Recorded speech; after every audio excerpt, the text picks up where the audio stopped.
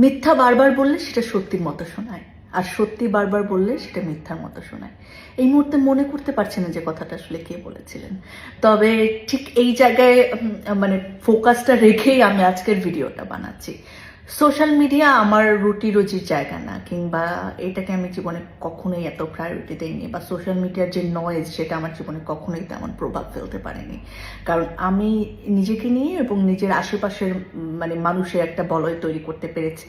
যাদের ভালো লাগা আমার কাছে ম্যাটার করে, যাদের খারাপ লাগা আমার কাছে ম্যাটার করে, আমার ভালো থাকা কিংবা মন্দ থাকা যাদেরকে এফেক্ট করে, বা তারা আমার আনন্দে আনন্দিত হন, দুঃখে দুঃখিত হন, এরকম একটা বলয় আমার আছে বাস্তব জীবনে। তো সেই জন্য আসলে সোশ্যাল মিডিয়ায় কে কি বললো সেটা নিয়ে আমি খুব বেশি বিব্রত থাকি না।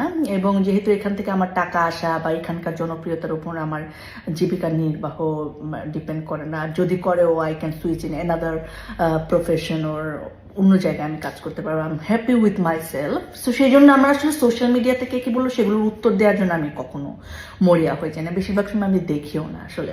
কিন্তু এই ভিডিওটা বানানো কয়েকটা বিষয় নিয়ে আমি কথা বলতে চাই, বিকজ যারা সত্যিকার অর্থে আমাকে ভালোবাসেন তারা অনেকে আমি দেখেছি বিভ্রান্ত হয়ে অনেকে অনেক কথা বলছেন সেই জায়গাটার জন্য। সো যারা এই মুহূর্তে আমাকে ভালোবেসে বা আমার কথা শুনতে চান, যারা এরকম যারা আমার ভিডিওটা দেখছেন, তাদের সকলকে আমার সালাম জানাচ্ছি, জানাচ্ছি ভালোবাসা। আর যারা ইতিমধ্যে কোনো একটা গ্রুপে এই লিঙ্ক পেয়ে হামলে পড়েছেন অ্যাটাক করার জন্য, সাইবার অ্যাটাক, তাদের জন্য আমার ভালোবাসা আসলে। কারণ নিশ্চয়ই এই কাজটি করে তারা কোনো না কোনোভাবে লাভবান হচ্ছেন, হয় তারা মানসিকভাবে পৈশাচিক আনন্দ পাচ্ছেন, কিংবা অর্থনৈতিকভাবে লাভবান হচ্ছেন, যেটার মাধ্যমে তাদের ফ্যামিলি হয়তো উপকৃত হতে পারে।